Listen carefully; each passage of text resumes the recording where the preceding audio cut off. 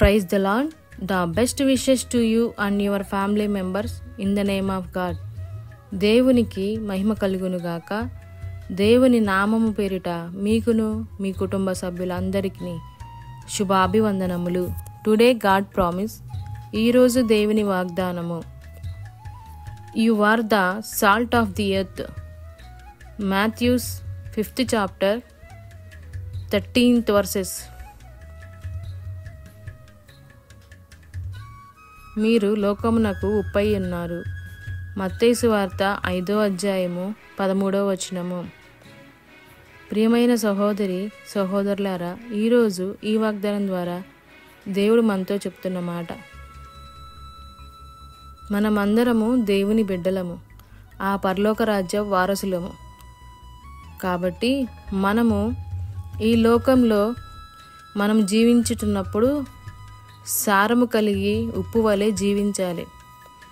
ఉప్పు మనము కూరలో ఎలాగైతే వేసుకుంటూ ఆ కూరకు రుచి వస్తుందో, అలాగే మన జీవితంలో కూడా మనము నీతిగా, నిజాయితీగా, దీనత్వం కలిగి, బాధపడేవారిని ఓదార్చేవారిగా, సాత్వికంగాను కనికరము కలిగి, హృదయ శుద్ధితో సమాధానాన్ని వెతికేవారంగా ఉండాలి.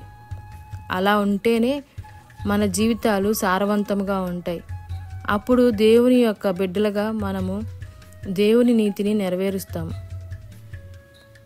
అంతేకాక మనము దేవుని యొక్క రాజ్యం కొరకు ఉప్పు వలె సారము కలిగి మనము జాగ్రత్తగా ఉండాలి. మనము ఈ లోకంలో పూర్తిగా కుళ్ళిపోకుండా, దేవుని యొక్క కోపం వల్ల నశించిపోకుండా మనము ఈ లోకంలో ఉప్పై జీవించాలి. మనము మన పితరులైన అబ్రహాము గారిని చూసుకున్నట్లయితే,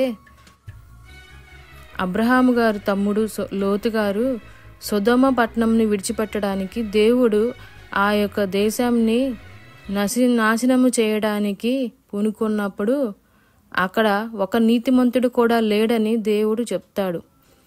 కానీ అబ్రహాము గారు మరలా బతిమలాడతారు దేవుణ్ణి, ఆ ఊరిని నాశనము చేయొద్దని. అప్పుడు దేవుడు ఇలా అంటున్నాడు, అక్కడ కొంతమంది నీతిమంతులు ఉన్నా సరే నేను ఆ ఊరిని నశింపచేయక క్షమిస్తానని చెప్తాడు. కానీ అక్కడ అలాగ నీతిగా జీవించేవారు ఎవరునూ లేరు.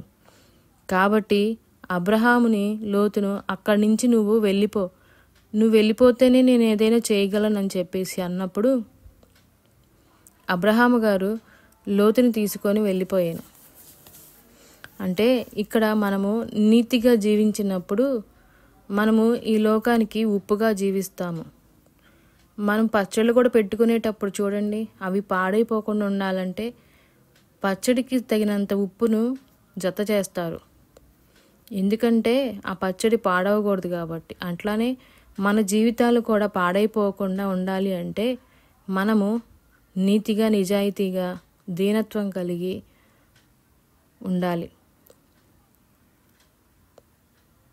ప్రార్థన. కృపా సత్య సంపన్నుడైన మా ప్రియ పరలోకపు తండ్రి, మీకు ఎన్నో వందనములు, స్తోత్రములు. ఈరోజు ఈ వాగ్దానం ద్వారా మాతో మాట్లాడినందుకు మీకు వందనములు తండ్రి.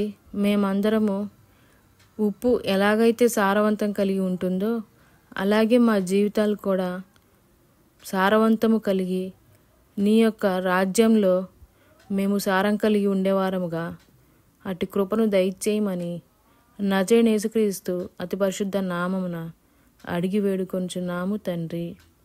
ఆమెన్.